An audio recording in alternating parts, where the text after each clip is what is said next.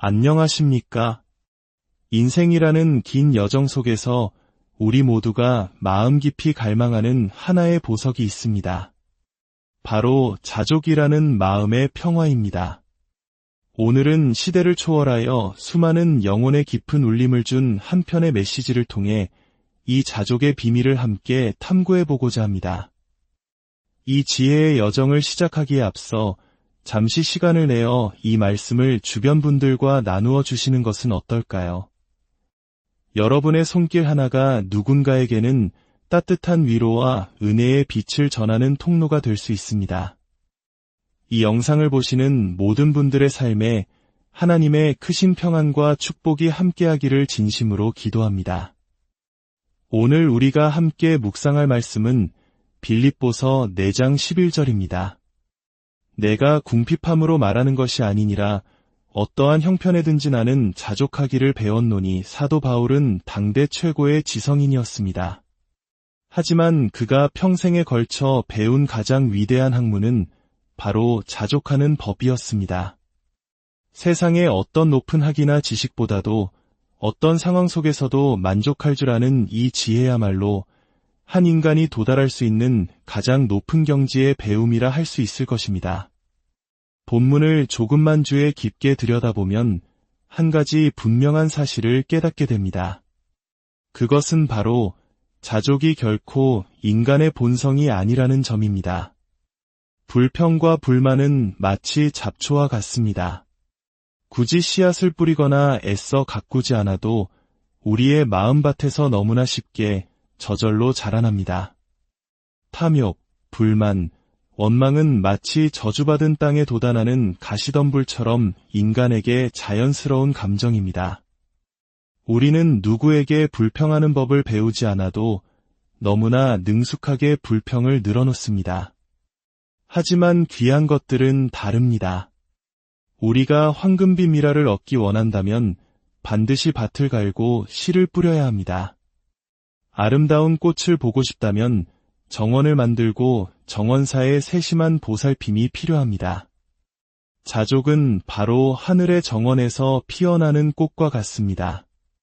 우리 안에서 저절로 피어나지 않습니다. 그것은 오직 하나님이 주신 새로운 본성을 통해서만 싹틀 수 있으며 그 후에도 우리가 끊임없이 돌보고 가꾸어야만 유지되는 귀한 은혜의 열매입니다.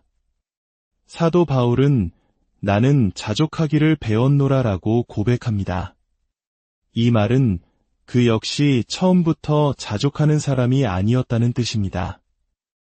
위대한 진리의 비밀을 깨닫기까지 그에게는 수많은 아픔과 훈련의 과정이 필요했습니다. 아마 바울도 때로는 이제 자족을 배웠다고 생각했지만 이내 닥쳐오는 새로운 상황 앞에서 다시 불만족스러워하는 자신을 발견했을 것입니다. 마치 학교에서 배우는 학생처럼 인생이라는 교실에서 그는 수없이 넘어지고 다시 일어서며 자족이라는 과목을 익혔을 것입니다. 그리고 마침내 그가 어떠한 형편에든지 나는 자족하기를 배웠노라고 담대히 선포할 수 있게 되었을 때 그는 이미 백발이 성성한 노인이 되어 로마의 차가운 지하 감옥에 갇힌 죄수의 몸이었습니다. 우리 역시 바울이 겪었던 연약함과 시련, 박해를 견디고 그와 함께 차가운 감옥에 갇힐 각오가 되어 있다면 어쩌면 우리도 그와 같은 수준의 자족을 성취할 수 있을지도 모릅니다. 여러분, 훈련 없이는 결코 자족하는 법을 배울 수 없다는 사실을 기억하십시오. 자족은 타고나는 성품이 아니라 혹독한 훈련을 통해 점진적으로 습득되는 영적인 기술입니다. 바울은 이어서 자신이 배운 자족의 구체적인 내용에 대해 설명합니다. 빌립보서 4장 12절입니다. 나는 비천에 처할 줄도 알고 풍부에 처할 줄도 알아 모든 일곳 배부름과 배고픔과 풍부와 궁핍에도 처할 줄 아는 일체의 비결을 배웠노라. 첫째로 바울은 비천에 처하는 법을 알았습니다. 즉, 낮아지는 법을 배운 것입니다. 모든 사람에게 존경받고 칭찬받을 때 만족하기는 쉽습니다.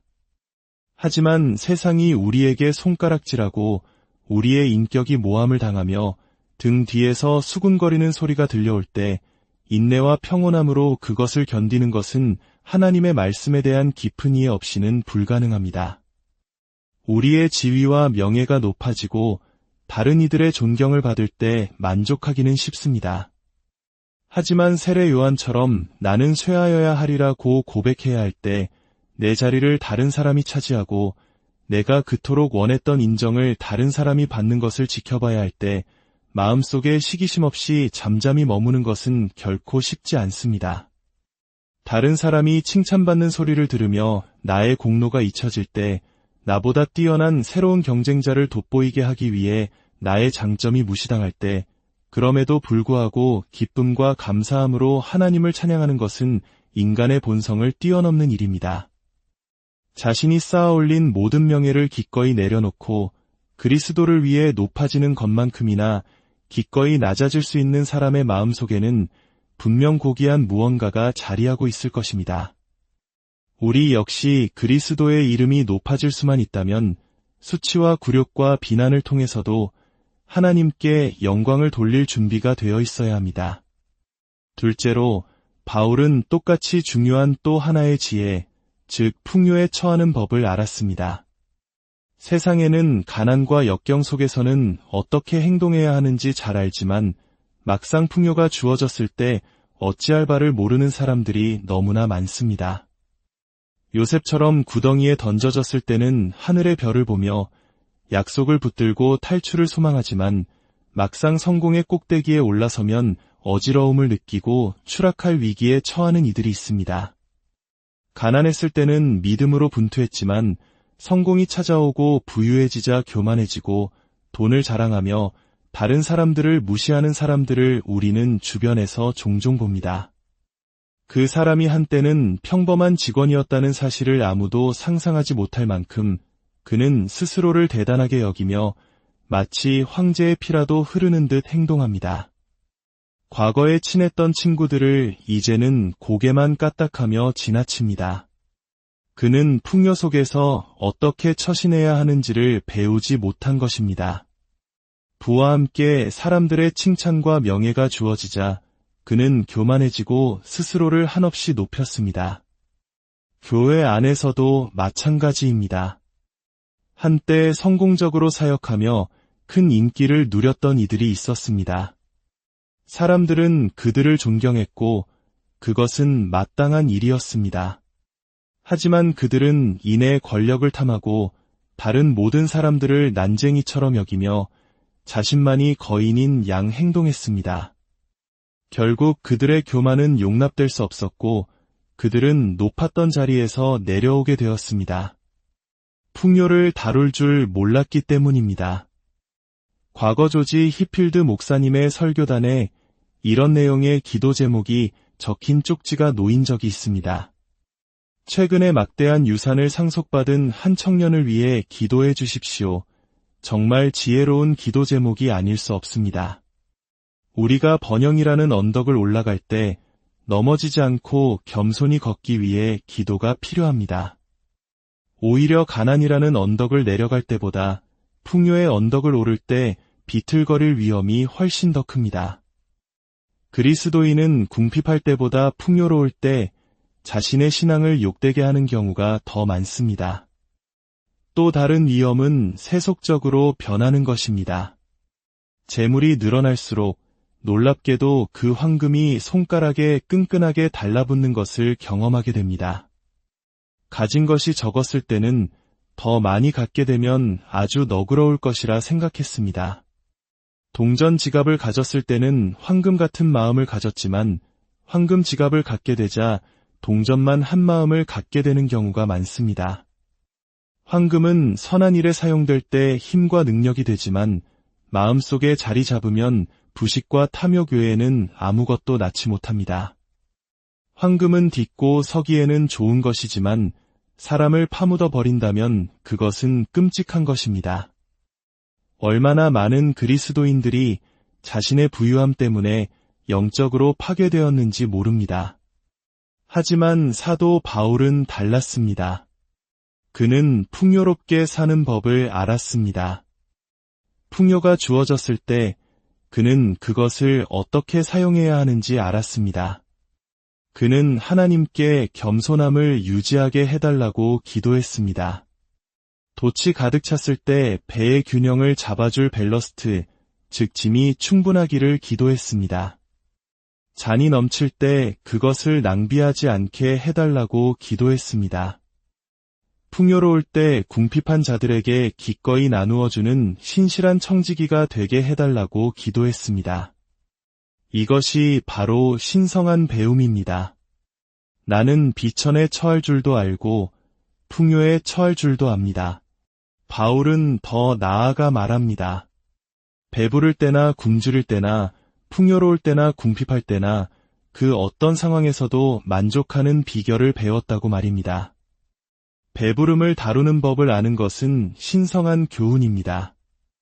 이스라엘 백성은 한때 배불리 먹었지만 고기가 아직 그들의 입에 있을 때 하나님의 진노가 임했습니다. 많은 사람들이 자신의 탐욕을 채우기 위해 하나님의 자비를 구했습니다. 배부름은 종종 영적인 타락으로 이어졌습니다.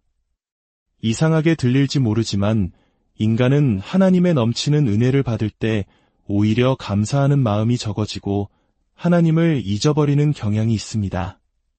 땅의 것에 만족하게 되면 하늘 없이도 살 수 있다고 착각하게 됩니다.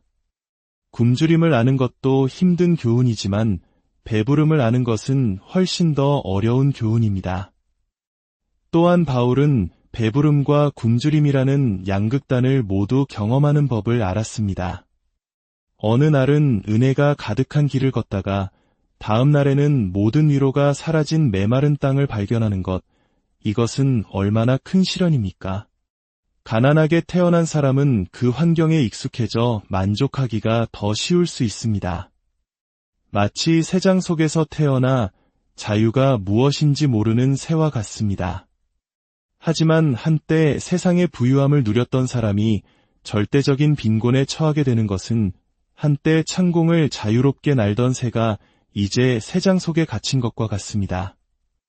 그 새는 끊임없이 하늘을 올려다보며 날갯짓하고 철창을 쪼아대며 날아가고 싶어 할 것입니다. 만약 하나님의 은혜가 우리를 붙들지 않는다면 우리 역시 부유했다가 가난해졌을 때 굶주림을 견디는 법을 배우기가 매우 어려울 것입니다. 우리는 때로 가난한 이들이 너무 많이 불평한다고 말합니다. 하지만 만약 우리가 그들의 처지에 놓인다면 아마 그들보다 훨씬 더 많이 원망할 것입니다. 식탁에 앉았지만 먹을 것이 없고 굶주린 아이들이 빵을 달라며 울고 있는 상황은 아버지의 마음을 찢어지게 할 것입니다. 일자리를 잃고 도시 전체를 헤매며 다른 일자리를 구하려 애썼지만 찾지 못했을 때 집에 돌아와 아내의 첫 질문이 빵은 좀 가져왔어요. 일자리는 구했어요. 일때 아니 아무것도 없어 라고 대답해야 하는 그 마음의 무게를 우리는 상상하기 어렵습니다. 굶주림을 배우고 그것을 인내로 견디는 것은 참으로 힘든 일입니다. 그렇다면 이 평온한 마음의 경지를 바울은 어떤 학습 과정을 통해 얻었을까요? 그것은 결코 스스로 만들어낸 무관심이나 체념이 아니었습니다. 그것은 오직 하나님의 아들을 믿는 믿음에서 비롯된 것이었습니다. 바울은 자신의 시민권이 하늘에 있다고 선포했습니다. 그는 이 땅에서 순례자여 나그네로 살아가는 것에 만족했습니다. 그는 예수님을 향한 뜨거운 사랑 때문에 그분을 섬기는 과정에서 겪는 모든 고난을 기쁨으로 받아들였습니다. 사랑은 고된 노동을 가볍게 만들고 쓴잔을 달게 만듭니다. 또한 그는 모든 것을 영원의 관점에서 바라보았습니다. 전쟁터에서 돌아온 노병이 과거의 위험과 고통을 회상하며 미소 짓는 것처럼 말입니다. 그는 고난의 한가운데 있을 때에도 이미 그 모든 것을 이기고 승리하신 그리스도 안에서 평안을 누렸습니다. 하나님이 모든 것을 주관하신다는 믿음이 그를 폭풍 속에서도 흔들리지 않게 했습니다. 이제 이 교훈을 우리 삶에 구체적으로 적용해 봅시다. 먼저 부유한 분들에게 말씀드립니다. 여러분 중 일부는 세상적으로 바랄 것이 없는 환경에 있습니다. 하지만 부유하다고 해서 불만이 없는 것은 아닙니다. 만족은 소유의 양이 아니라 마음의 상태에 달려있기 때문입니다. 온 세상을 발 아래 둔 알렉산더 대왕은 정복할 또 다른 세계를 달라며 울부짖었습니다. 이스라엘의 왕 아합은 넓은 왕국을 가졌음에도 궁궐 옆 나봇의 작은 포도밭을 탐내며 만족하지 못했습니다. 인간의 욕심은 끝이 없습니다. 재산이 늘어날수록 더 많은 것을 얻으려는 욕망도 함께 커집니다. 더 높은 명예를 갈망합니다. 부유한 형제자매들이여, 여러분이 처한 그 상황에서 자족하기를 배우십시오. 이제 가난한 분들에게 권면합니다. 사도 바울은 어떠한 형편에든지 자족하기를 배웠노라고 말했습니다. 성실하게 살아가지만 어쩔 수 없는 환경으로 인해 어려움을 겪는 분들이 계십니다. 사랑하는 형제자매들이여, 여러분의 처지에서 만족을 컬터베이티드, 즉 경작하십시오. 여러분이 가난하다면 우리의 주님께서 바로 그 가난을 친히 겪으셨다는 사실을 기억하십시오. 가난한 그리스도인은 그의 가난 속에서 그리스도와 교제하는 특별한 통로를 가지고 있습니다. 머리둘 곳조차 없으셨던 주님을 생각하며 위로를 받으십시오. 또한 여러분이 처한 그 자리가 여러분에게 가장 좋은 자리임을 믿으십시오. 절대적인 지혜를 가지신 하나님께서 여러분의 운명을 결정하셨습니다. 만약 다른 어떤 조건이 여러분에게 더 좋았다면 하나님은 여러분을 그곳에 두셨을 것입니다. 전능하신 선장이신 하나님께서는 여러분의 영혼이 난파되지 않고 영원한 항구에 안전하게 도착하도록 가장 깊고 안전한 물길로 여러분을 인도하고 계십니다. 그리고 기억하십시오. 여러분의 고통은 영원하지 않습니다. 이 땅에는 여러분의 소유가 없을지라도 하늘에는 거대한 기업이 여러분을 기다리고 있습니다. 여러분의 머리는 언젠가 면류관을 쓸 것이며 거친 손은 황금 수금을 타게 될 것입니다. 길이 험할지라도 길지 않습니다. 용기를 내십시오. 눈부신 옷이 정복자들을 위해 준비되어 있습니다. 마지막으로 질병으로 고통받는 분들에게 말씀드립니다. 육신의 고통만큼 우리를 지치게 하는 것은 없습니다.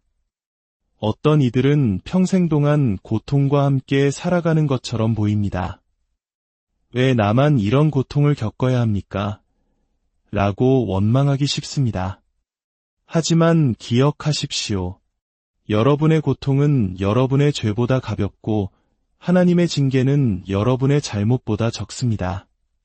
그리스도께서 여러분을 지옥의 고통에서 건져주셨는데 어찌 불평하겠습니까? 여러분의 모든 고통은 여러분을 온전하게 만들고 있습니다. 불꽃은 여러분을 해치는 것이 아니라 단지 불순물을 제거하고 여러분을 정련할 뿐입니다.